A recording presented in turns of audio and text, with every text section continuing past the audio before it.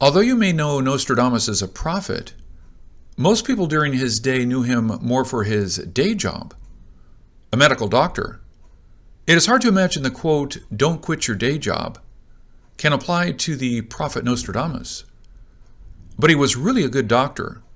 So good, he was hired by Queen Catherine de' Medici as the doctor for the royals. But even a good doctor is no match for the powerful plague. In 1534, he lost his wife and 2 children. He was only 31. Can you imagine how the young doctor felt when, despite his medical knowledge, had to watch his family die? That could be one of the reasons for him to write his book of prophecy. He wants to warn future generations. Nostradamus was so concerned, he wrote 942 quatrains, with 26 of them mentioning the plague. He wanted to warn us, but did we get his warnings in time? Since every one of us now lives under the shadow of the coronavirus, we should take a good look on what he had to say.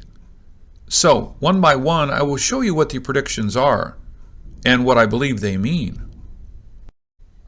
The first one in Century 1, Quatrain 16, quote, "A Scyth joined with a pond in Sagittarius, at its highest ascendant. Plague, famine, death from military hands, the century approaches its renewal." When I first saw this, I thought this must be about the 1918 Spanish flu, as that H1N1 killed 20% of infected patients, and with its unstoppable fast spread, eliminated 5% of the world's population. Actually, they killed so many, so fast. There were not soldiers to fight each other. And that's basically how World War I ended. But the last line, the century approaches its renewal.